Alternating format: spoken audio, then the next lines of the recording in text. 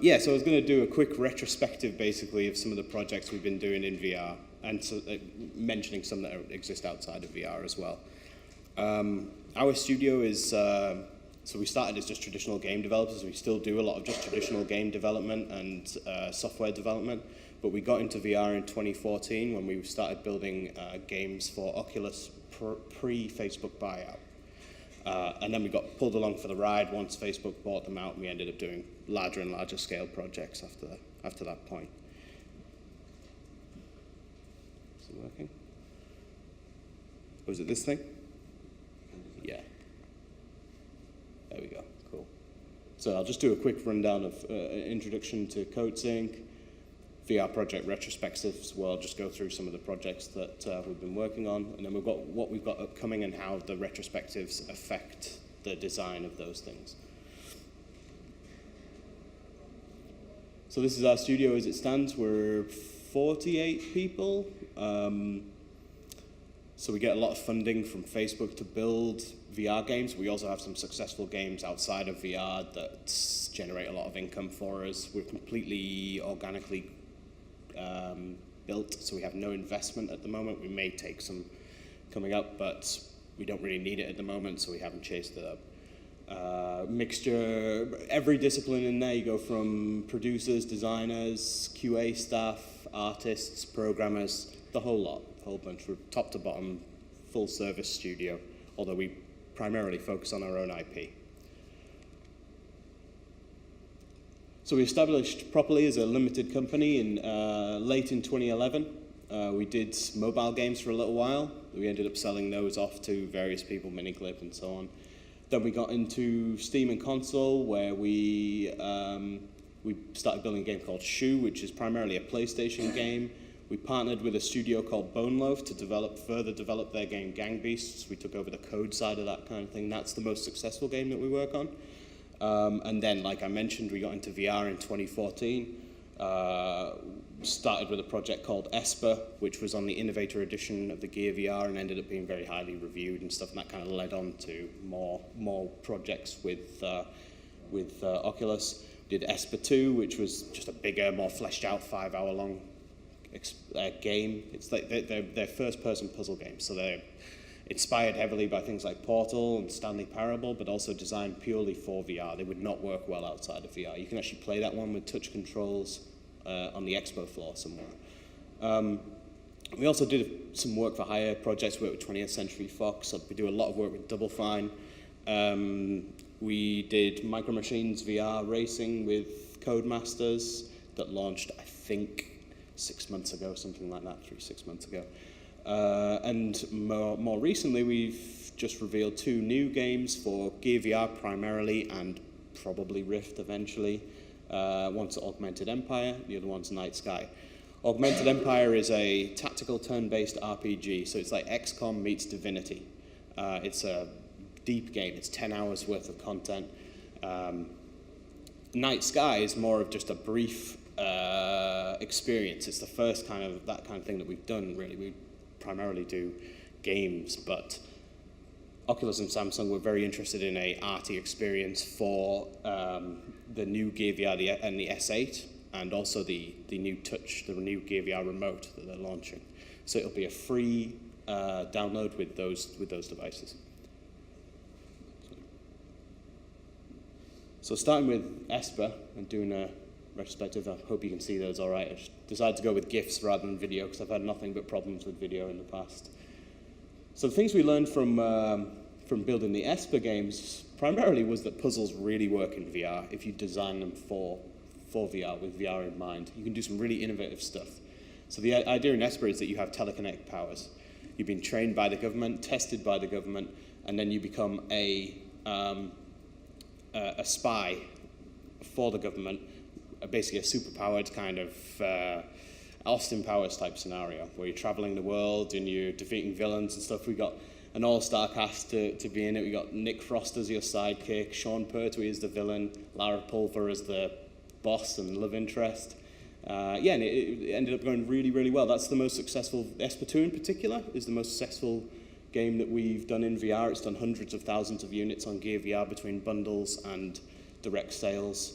The reviews are, I think, 4.5 with 5,000 reviews, something like that at the moment on Gear. I'm not sure about Rift. We're about to launch Rift Touch Control. Yeah. So one of the negatives we found from building these games was too much rotation does not work well in VR. If you're asking people to look right behind them all the time, especially if they're in a seated experience, it's just annoying. You want to keep as much of it as possible in 180 degrees in front of you, maybe a little bit off to the edge, in the periphery, generally. You can have some cool touches behind you, but especially if you're in a seated experience or a long game, you don't want to ask them to be swiveling all the time. We also found that comedy really works, especially kind of reactive dialogue and things like that. So there's parts in Esper 2 in particular where you can experiment with things. You can like start throwing rocks around or trying to annoy the characters who are off screen, and they'll react to you. So there's a lot of funny reactive dialogue with Nick Frost going through tunnels in an Aztec ruin where you can really wind him up, and that kind of stuff went down really well with people.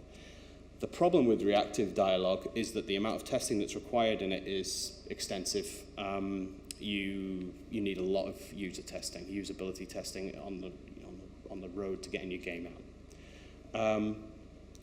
Another positive we found is people actually like long experiences. They really appreciate having legitimate games to play through. So Esper was somewhere between 3 and 5 hours long. Esper 2, was about 3 to 5 hours long, depending on how much time you spent in there. People really like that. They obviously want to jump out every sort of 30 minutes, but we had an average play time, session time of 30 minutes per user. That was across thousands upon thousands of users as well. So, but not too long. Again, like I mentioned, 30 minutes. You want to try and, if you have a long game, you want to cut it up into 30-minute segments, ideally. So you want to have levels be no more than 30 minutes. And that's informed some of the upcoming games. So jumping over to Gang Beasts, which actually like I mentioned, it's a Steam and console game primarily, but we did the VR side and most of the code side now. Comedy definitely works. That was established with this game. It's a very funny game outside of VR, but even more so in VR. People were in hysterics playing it. The problem with that, it's a couch co-op game primarily. It's sold more as a network multiplayer game, but that's where it got the love and affection that it's got today. You lose that to an extent having a VR headset on. So there are problems out there to be overcome. You want to maybe start working with avatars and stuff like that. But people say couch co-op is the best way of playing these games, but the reality is that networked multiplayer games sell 10 times more. When we put network multiplayer in Gang Beasts, the sales more than quadrupled.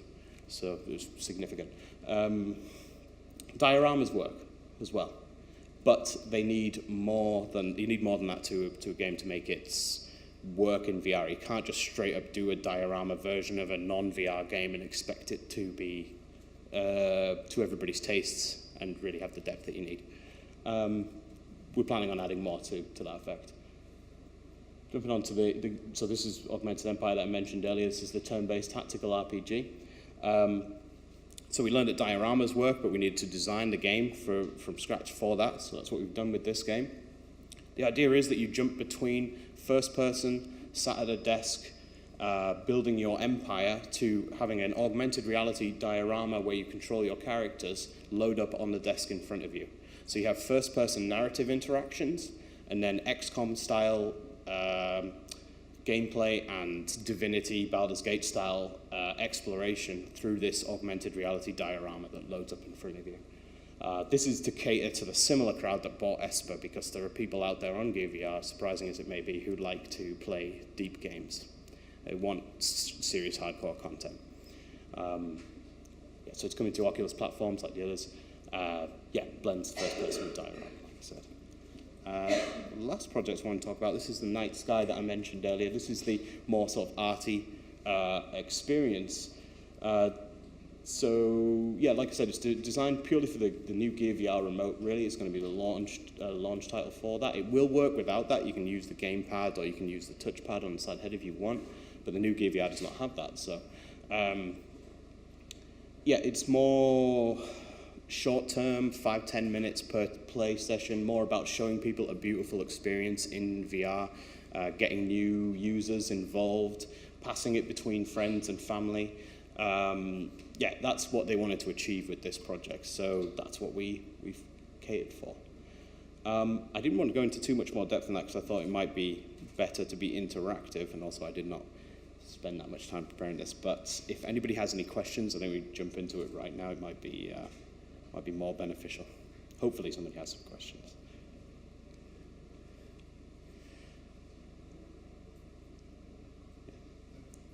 Can I just ask you lessons learned from a production perspective when developing the games? You know, instead of actually what you learnt about the actual games themselves, but rather, you know, is there anything from a production point of view that really struck you during the development?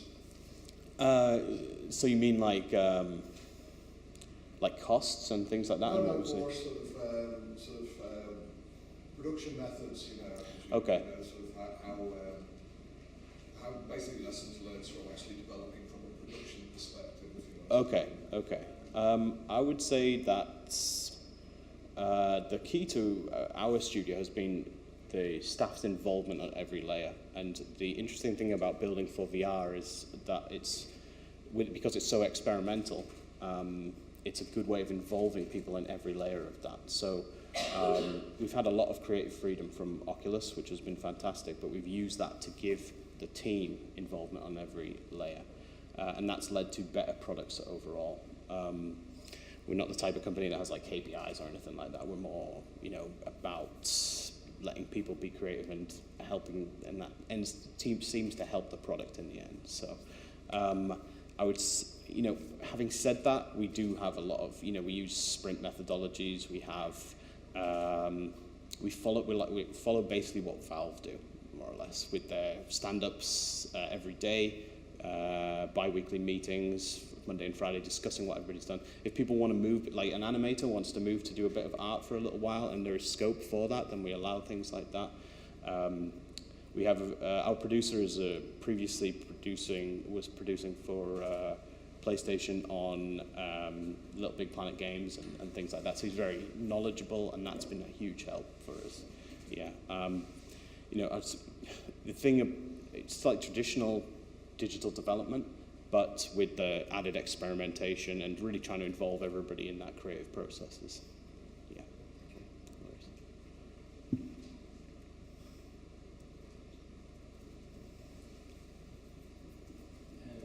Out of curiosity, could you say there is a different way of doing multiplayer online gaming in VR to multiplayer online gaming in non-VR? Yeah.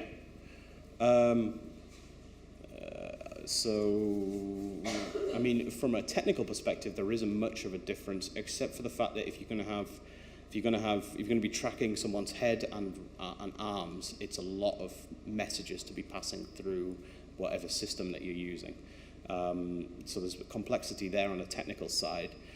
From a creative side, I think it's good to make use of avatars if you can in VR to represent the player in whatever way you can achieve technically. So you know, as always, it's a balancing act between those. Like whereas in traditional non-VR, you would normally not see the player. If you go like in Gang Beasts, we plan to be able to see the other players, like kind of on the edges of the diorama, like so that you can be like, you know, swearing at each other and stuff while you're controlling the characters, or eventually, don't quote me on this, but pick up the characters and throw them at each other and things like that, and really mess around, smash the board up if you get powers, or you know. I think that's a cool thing to put in VR if you can. And there's a lot of kind of tabletop strategy games that are doing that at the moment. You might have time for one more. Well, I've got a question then. Yeah. Which comes first now with you guys? Is it the game design, or is it the fact that it's VR? Do you concentrate on looking at the facilities that are available to you with the different platforms and then make a game based on those, or do you still choose what you want to make and then see what's most appropriate? I would say that it's a real balance between the two. I know that's not a helpful answer, but we have like a list of kind of games that we want to make or that we're good at making, and then we find one that works on that within the hardware constraints that we have. Yeah. And then we design a prototype based on that, and then get that gameplay loop down, 5 minutes worth of gameplay loop, Once that's sorted, then we move on from there. All right, Cool. thank you very much. And please thank Tom Beardsmore from Coatsink. Thank you.